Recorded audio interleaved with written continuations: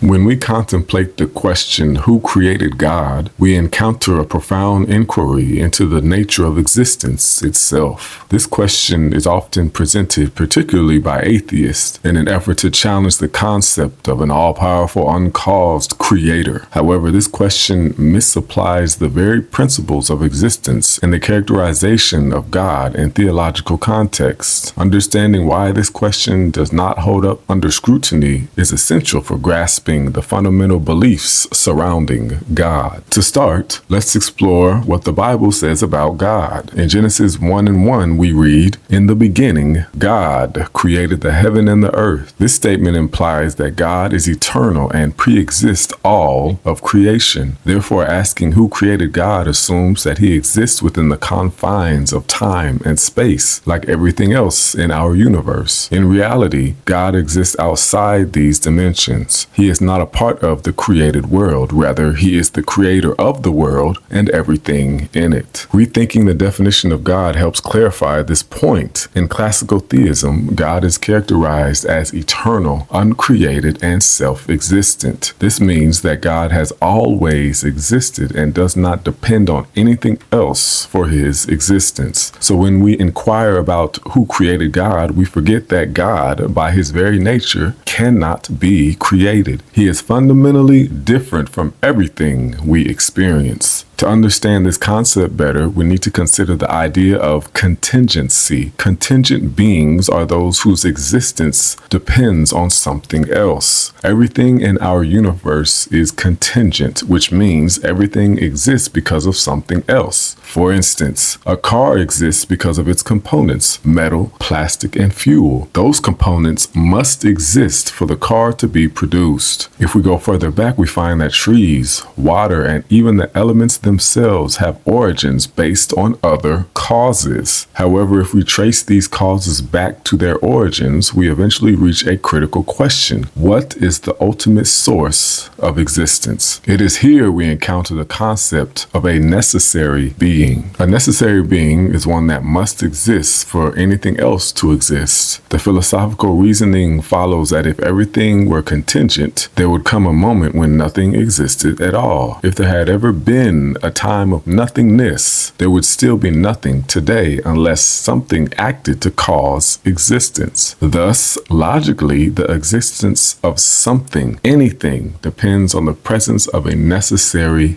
being. This leads us to reflect the nature of God. By definition, in most theistic belief systems, God is that necessary being. He is self-existent, independent of anything, and eternal, having no beginning and no end. John 1:1 reiterates this when it states, "In the beginning was the Word, and the Word was with God, and the Word was God." This passage illustrates that Jesus, the Word, existed before time began and underscores the eternal nature of God. Now let's consider the philosophical implications of the statement that God is uncaused. If something is uncaused, it means it does not originate from anything else. This is a key distinction that further clarifies why the question, who created God, is fundamentally misguided. God is not subjected to the same rules as creations that depend on external forces or events. Additionally, it is essential to recognize how the concept of time impacts this understanding. As humans, we perceive time as linear, with a distinct past, present, and future. This perspective can influence our thinking regarding existence itself. However, God exists outside of time. He is not bound by temporal limitations. Rather, he transcends it. He transcends time and space. In Revelations 1:8, God declares, "I am Alpha and Omega, who is, who was, and who is to come, the Almighty." This statement indicates that God encompasses all of time in his existence. Now, returning to the question of atheists who pose inquiries like, who created God? We can see a fallacy in their logic. By demanding that God adhere to the same rules of creation, they inadvertently assume that the concept of God is equivalent to everything else within our universe. This assumption is problematic. The very nature of God challenges our conventional understanding of existence. If they argue for a neo-scientific perspective that demands causation for everything,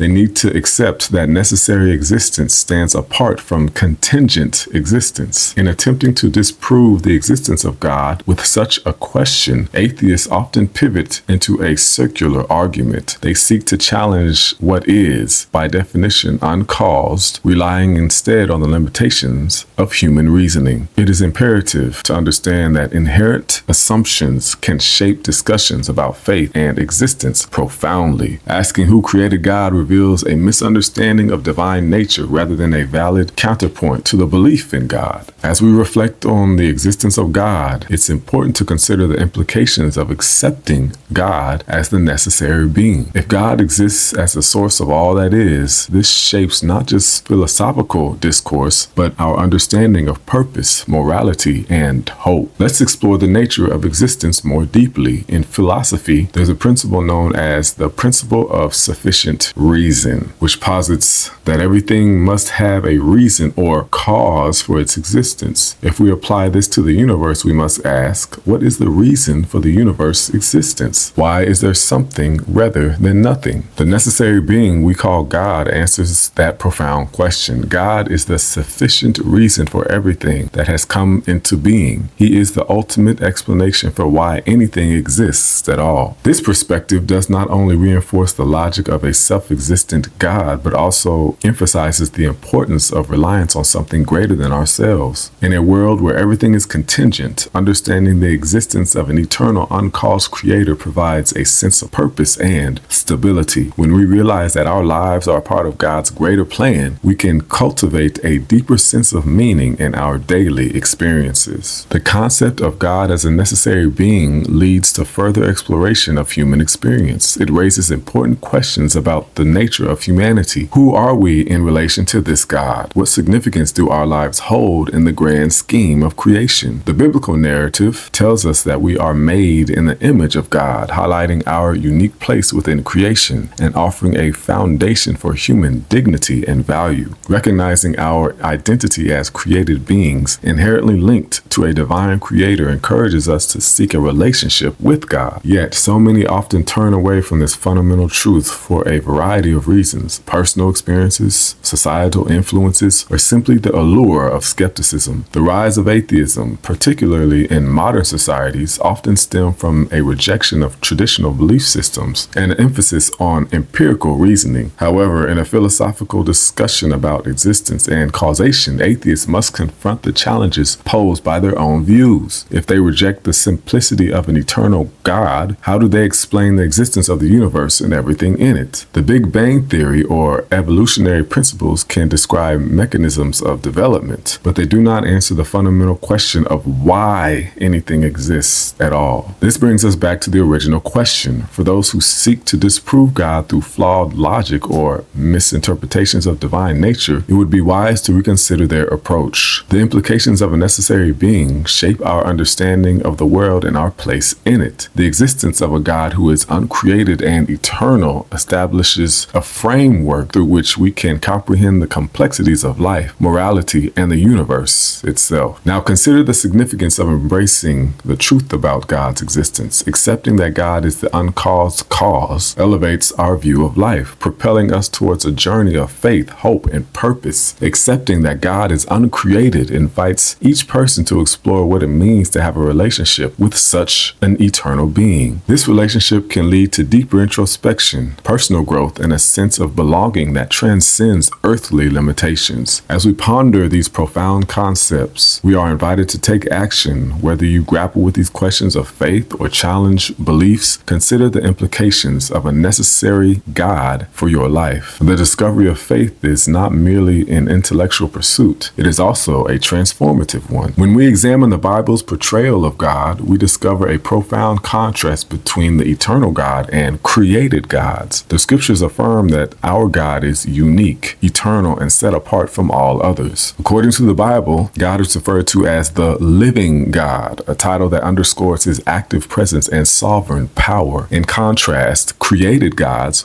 those fashioned by human hands or imaginations, are depicted as lifeless, powerless, and ultimately dumb. from idols. The term living God appears throughout the Bible, emphasizing God's dynamic nature and his involvement in the world. In Jeremiah 10:10, it states, "But the Lord is the true God. He is the living God, the eternal King." This passage highlights that unlike idols made of wood, stone, or precious metals who cannot act, perceive, or respond, the true God actively engages with creation. He listens, responds, and works providentially in the lives of his people. One striking difference is that the eternal God exists outside the confines of time and space. He is self-existent, unchanging, and eternal, qualities that set him apart from anything that is created. God declared in Isaiah 43:10, "Before me, no God was formed, nor will there be after me." This emphasizes his uniqueness and the fact that no one, no matter how great, no matter how revered, can compare to his greatness. Created gods, however, are dependent on human craftsmanship and imagination. They are lifeless objects of worship that hold absolutely no power. Psalms 115 vividly illustrates this contrast when it states, "But their idols are silver and gold made by human hands. They have mouths but cannot speak, eyes but cannot see. They have ears but cannot hear, noses but cannot smell. They have hands but they cannot feel, feet but cannot walk, nor can they utter a sound with their throat. Those who make them will be like them, and so will all who trust in them." In conclusion, the question, who created God, does not hold up under scrutiny because it misunderstands the very definition and nature of God as the necessary being. Everything else in existence is contingent, relying on causes outside of themselves. This understanding not only reinforces belief in God, but also invites us into a transformative relationship with him. As we engage in this journey, we find purpose, hope, and answers to some of life's most profound questions. So I encourage you to reflect on these thoughts. What role will you allow a necessary, uncaused creator to play in your life? How will you respond to the invitation to explore faith and its implications for your understanding of your existence? Take a moment to let these questions sink in, engage with them personally, and reflect on your beliefs and experiences. Understanding the profound implications of believing in an uncaused God can impact not only